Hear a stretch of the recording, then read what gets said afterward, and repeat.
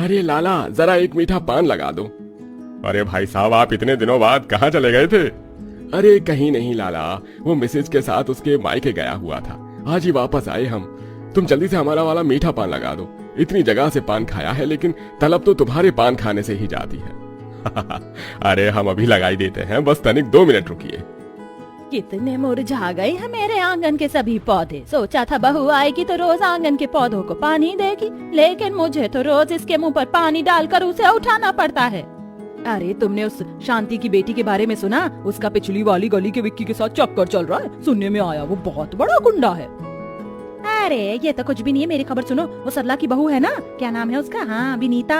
विनीता और सरला के बेटे रोहन का तलाक का मामला चल रहा है। मैंने तो पहले ही कहा था ज्यादा पढ़ी लिखी बहू मत लेकर आओ। लो, लेकिन इससे हमें क्या? हम क्यों इन लोगों के बारे में बातें करके अपनी जुबान गंदी करें? चलो मैं तो चलती हूँ, रिंकू के पापा के लिए खाना बनाना है। ये है घोटाला मोहल्ला।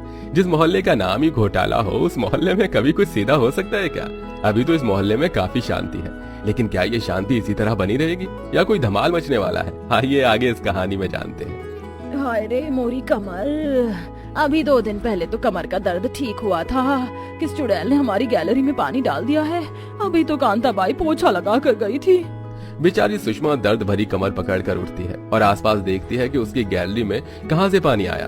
तभी सुषमा की नजर उसके पड़ोस में रह रही पूनम की पानी की टंकी पर जाती है। टंकी भर जाने का कारण भी सारा पानी अब सुषमा की गैलरी पर आने लगा था। जब से ये पड़ोसन आई है तब से नाक में दम करके रख दिया है। आज तो मैं इसे छोड़ूंगी नहीं। सुषमा साड़ी का पल्लू कमर में ठूस कर सीधा अपनी पड़ोसन पूनम के घर जाती है।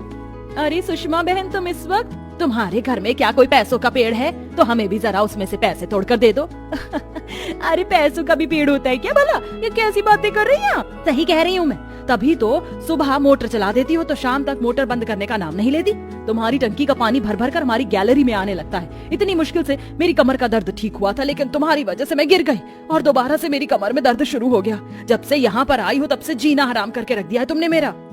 जितना आपसे प्यार से बात कर रही हूँ, आप उतना ही मुझ पर चढ़ रही हैं। मेरी टंकी का पानी है, जहाँ भी जाए, इससे आपको क्या? अरे मेरी बला से नरक में जाए, लेकिन मेरी गैलरी में क्यों आ रहा है? अभी तुम्हारी मकान मालिक से बात करके तुमसे घर खाली करवाती हूँ। बड़ी आई हमसे घर खाली करवाने वाली। मैं अभी देखती हूँ कि कौन हमसे घर खाली करवाता है। जा, जो करना है कर ले। अरे भाई साहब, ये औरतों का कोई और काम नहीं होता है। जब देखो खिच पिच खिच पिच खिच पिच। अरे भैया, औरतें हैं, औरतें छोटी सी बात को लंबी करना कोई इनसे सीख लो। चलो चलकर हम चाय पीते हैं। आपने वो कहावत तो सुनी होगी, जिस घर में 4 बर्तन होते हैं वो बजते जरूर हैं। ऐसा ही हाल इस मोहल्ले का भी था। आए दिन किसी न किसी के घर या पड़ोस में छोटी मोटी चीजों को लेकर बहस तो चलती रहती थी। कुछ लोग इस बहस को रोकने का काम करते थे तो कुछ आग में घी डालने का काम करते थे। रहने दे मोना, ये रोज रोज तेरी छत से कपड़े जो मेरी छत पर गिरते हैं ना, उन्हें लेने के बहाने तू रोज मेरे घर में आती है। सब पता है मुझे। अरे तुझे मेरे घर में जानना है तो मुझसे ही पूछ लिया कर। ऐसे रोज कपड़े लेने के बहाने क्यों आती है? हाँ, तू तो देश की प्रधानमंत्री है ना, क्या चल रहा है क्या नहीं तेरे घर से तो मुझे पूरी खबर मिलती है। अरे हवा पर क्या किसी का कोई जोर होता है? अगर कभी कभार तेरी छत पर कपड़े गिर भी गए तो क्या हो गया? तेरा कभी कभार का नहीं है, रोज का ड्रामा बन गया है ये। वैसे सही कह रही हो तुम शशि बहन, पहले इसके कपड़े हमारी छत पर गिरते थे और अब तुम्हारी छत पर गिर रहे हैं। बड़ी चालाक औरत है ये। को तो तू बड़ी देवी है। बताऊं तेरे बारे में, इसकी क्या क्या बुराइयां करती है मेरे घर में आकर। अब वो लगता है मैं चूल्हे पर दूध रख कर भूल गई। मैं अभी आती हूँ। आग लगाने आई थी शर्मिला अपना नाम आते ही दुम दबाकर वहाँ से भाग जाती है।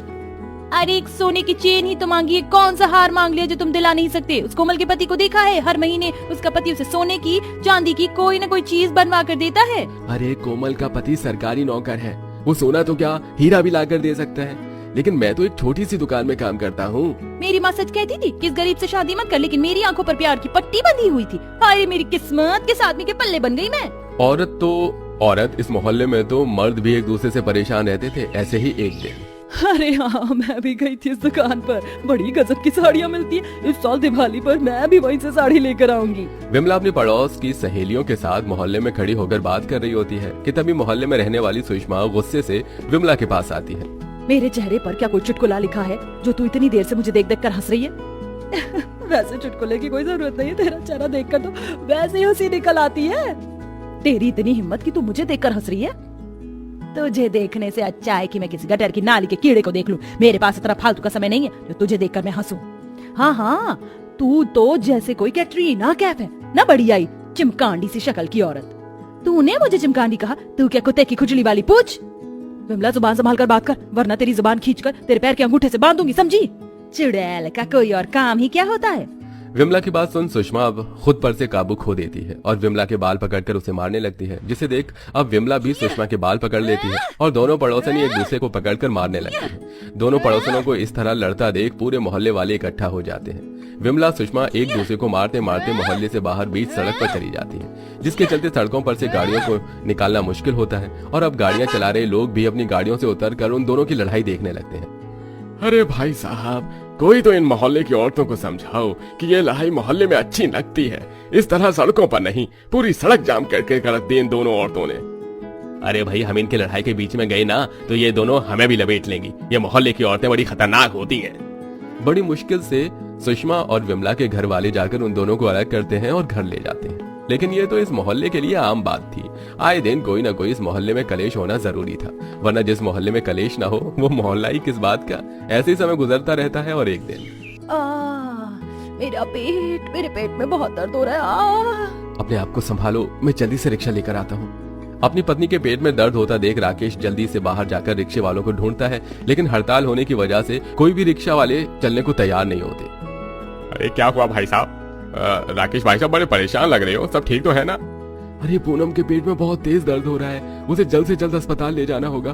कोई भी रिक्शा वाला चलने को राजी नहीं है। अरे आप घबराइए मत, भाभी को नीचे लेकर आइए, मैं जल्दी से अपनी गाड़ी निकालता हूँ। ओम जैसे ये बात अपनी पत्नी शशि को बताता है तो शशि भी भागती हुई पूनम के पास जाती है। इनकी हालत तो बहुत ज्यादा खराब है, आप घबराइए मत भाई साहब, वो गाड़ी निकाल रहे हैं। सभी लोग मिलकर पूनम को हॉस्पिटल लेकर जाते हैं। डॉक्टर के ट्रीटमेंट के बाद पूनम को दर्द में थोड़ा सा आराम मिलता है। भाई साहब घबराने की कोई बात नहीं है, कल तक हम उसे घर ले जा सकते हैं।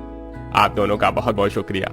आप लोगों से हमारी इतनी लड़ाई हुई है, लेकिन मुश्किल वक्त में आप लोग ही हमारे काम आए। भाई साहब, एक मोहल्ले में रहेंगे तो लड़ाई तो होगी ही ना, लेकिन इसका मतलब ये थोड़ी ना है कि एक दूसरे की मुश्किल वक्त में हम एक दूसरे का साथ ना दें। मुश्किल वक्त में सबसे पहले पड़ोसी ही काम आता है।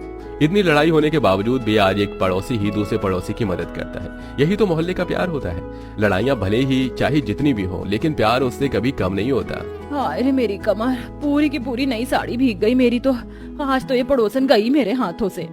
दिन में चांद निकल सकता है, सूरज पूरब की बजाय पश्चिम से उग सकता है, लेकिन मोहल्ले की लड़ाई कभी खत्म नहीं हो सकती। दोस्तों, क्या आपके मोहल्ले में भी लड़ाई झगड़ा रोज होता है? अगर हाँ तो इसमें आप क्या करते हैं? लड़ाई छुड़वाते हैं या फिर हमारी तरह दूर से ही लड़ाई का मजा लेते हैं?